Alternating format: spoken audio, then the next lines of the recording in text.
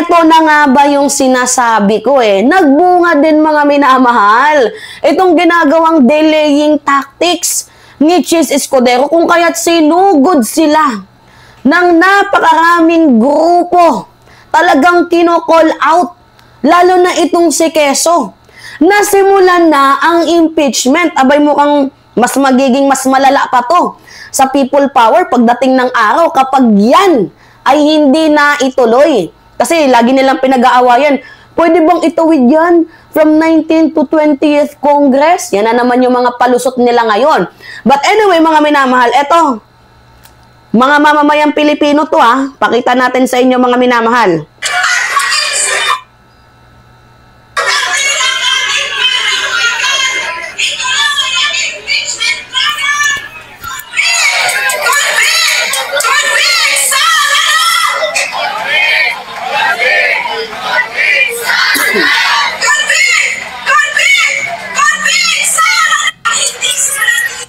Rinig ninyo? Wait lang. Rinig ninyo mga minamahal, nagwewelga na po. Pautay-utay, unti-unti na po na pumupunta ang iilang mga Pilipino na talagang sabik na malaman ng katotohanan sa ginagawang pagnanakaw sa kaban ng bayan ni VP Sara Duterte. Unti-unti na po silang dumadami. At lagi na po nilang kino-call out na simulan na po yung impeachment na yan. Sabi nga dito sa balita, basahin natin mga minamahal yung balitang yan. Sabi dyan, simulan na yan. Simulan na yan. Sumugod ang iba't ibang mga demonstrator sa Senado ngayong Martes, Hunyo 3 upang hikayatin ang mga senador na simulan ng impeachment laban kay VP Sara Duterte.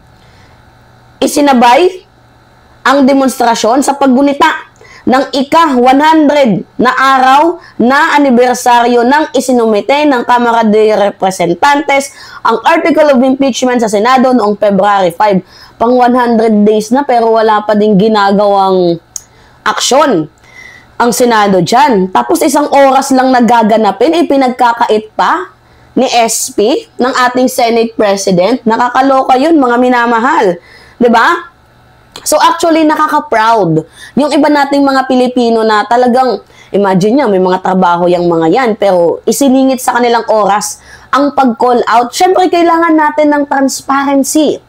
Kailangan natin dito ng accountability bilang isang taxpayer. 'Di ba? Imagine niyo na dapat sana napupunta yung pera ng taong bayan sa tamang kamay, sa tamang serbisyo, sa tamang proyekto. Kaso ano yung nangyayari? Dinudukot, binubulsa para magpayaman ng ibang mga politiko.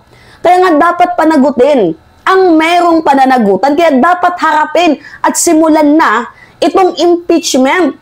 Dahil nakaka-offend yun sa aming mga Pilipino na kami yung nagpapasweldo sa tangin mo kay Chis, nabubisit ako mga minamahal Alam mo Chis, sinusweldohan ka namin. Yung simpatsya mo dapat sa mamamayang Pilipino. Nagigets mo? Yung simpatsya mo sa amin, sa Pilipino, sa Pilipinas, sa taong bayan. Abay, bakit parang may pinapanigan? Gusto bang manatili bilang SP? Forever? Ayaw ba ng regodon? Or else, baka merong traidura na taksila na nangyayari?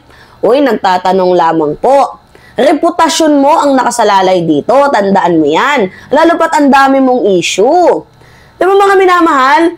Mukhang pinapatay mo na yung impeachment. Sa aking pagkakabasa, mukhang pinapatay na ni Quezon ang impeachment. Kasi, can you imagine that, mga minamahal? Even, yung mga law expert, diba? Yung mga sa IBP, diba? Nagsabi na pwede talagang ituloy. Maaaring maitawid ang impeachment ni VP Sara from 19th to 20th Congress. Ito yun, mga minamahal. Pakita ko sa inyo. Law expert na mismo nagsabi. Cheese. Law expert na ang nagsabi na pwede. Naniniwala ba kayo sa kasabihang pag gusto may paraan, pag ayaw maraming dahilan? Baka, nako, cash, sunduan ba ang dahilan? Or natatakot ba sa banta nila? na mayroong mapapahiya? Ganun ba yon? So, sakaling hindi natapos ang impeachment trial ngayong 19th Congress, ay pwedeng tumawid ang usapin sa 20th Congress ayon kay Attorney Domingo Cayosa, constitutional law expert at dating presidente ng Integrated Bar of the Philippines. Oh, dating presidente ng IBP pala itong nagsalita na si Domingo Cayosa. Diba? Ayon kay Cayosa, kung susundin ang saligang batas at ang mga naunang kaso, based sa ruling ng Korte Suprema, na ang Senado ay continuing body. So, walang magiging problema. Oo nga mga minamahal, matagal na natin sinasabi yan, na ang Senado ay continuing body. So, kahit sinabi na 19th to 20th Congress, may transition naman dyan. Diba? O ngayon, tapos na yung pagdideclare sa mga ano, ituloy na. Diba? So, inamin naman ni Cayosa na naging masalimuot ang usapin dahil sa mga hinalal na senador. Iba na ang sinasabi at pananaw. Kagaya ni Bato, naniniwala daw si Bato na hindi daw pwedeng ituloy. Diba? Itong impeachment kasi hindi daw pwedeng tumawid from 19th to 20th Congress. Yan yung sabi ni Bato Pero, hindi naman siya abogado. Diba? So, ito, abogado na yung nagsabi. Ngunit kung titingnan ng saligang batas, maliwanag na sa kautusan na dapat tuloy-tuloy ang proseso. At saka nga, di ba, dapat ano yan agaran yan Ang tawag dito, constitutional duty yan ng Senate. Na pag nandyan na yung article of impeachment, ura-urada mismo, dapat harapin nila. Dapat bigyan nila ng time. Kasi constitutional duty yan ng Senado. At sabi pa nga ng presidente noon, ng IBP, pwede kasi continuing body naman ang Senate. At saka sinabi na natin yan sa inyo noon, di ba, mga minamahal? Wala dapat humahad lang At saka, beside, dapat hindi maging alisin bilang judge itong si Marcoleta, itong si Bato de la Rosa, yung mga DDS ba ng mga senador. Kasi ngayon pa lang, nilalahad na nila yung kanilang boto, which is mali. Kasi dapat, if you are a judge of the impeachment trial, you should be, neutral. Diba? Kahit man kakampi ka man ni Sara Duterte or kahit sino pa man, dapat neutral ka in terms sa mga sasabihin mo. Kaso nagpapakita na agad, ngayon pa lang, nakikita na natin na may something na. Diba? Which is wrong. Mali yun. So, doon mismo sa impeachment rules ng Senado, maliwanag naman ng impeachment is a different kind of work. At hindi yan legislative work. Kung titingnan ang sarili nilang rules, ang impeachment should take precedence over the ordinary legislative agenda. Yan yung sabi ni Cayosa. Diba? See? Ano pa ba? Cheers! Meron pa bang inaantay? Tapos pagdating ng 11, ano na naman yan, mga minamahal? Tawag dito, madidelay na naman kasi holiday. Hanggang sa mapatay na yung issue ng impeachment. Lalo pat mayroon ding lumalakad. Ano yung nilalakad, mga minamahal? Na permahan para hindi na daw ituloy ang impeachment. At suportado daw po ito ng 10 senador. Diba? Grabe yung mga balita ngayon. Like, grabe yung pinaghirapan ng ating 19th Congress. Diba? Dito sa lower chamber. Nakikita nyo naman yung boto, diba? Lower chamber 215, even yung hinihingi lang na boto is 105 votes.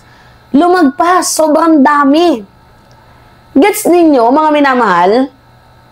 Sobrang daming pumirma. Kasi gusto na nga ng nasa, syempre ang impeachment magsisimula yan sa lower chamber, papunta sa upper chamber.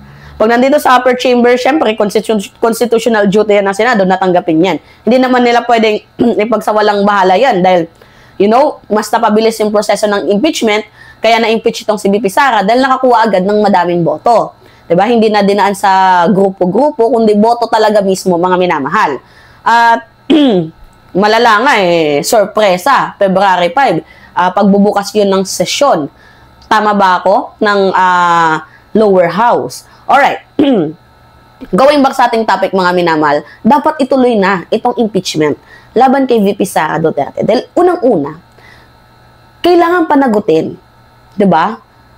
Yung mga perang nawala sa kaban ng bayan. Pangalawa, patungkol sa mga illegal na droga. Yung bribery, Ano pa ba mga minamahal? Yung corruption, yung culpable violation, at mismong pagdetreten niya sa ating presidente. Kailangan niya sasagutin yun. At kung talagang malakas ang ebidensya ni Sara Duterte na maibabasura yung kaso, harapin niya na lang. Hindi madami siyang sinasabi. Ang dami pang ebas. Diba? Alright, mga minamahal, yun po. Anyway, it's me again, Alicia nyo. Nagbabalik muli para sa ating panibagong video. Maraming salamat at ingat mga kababayan.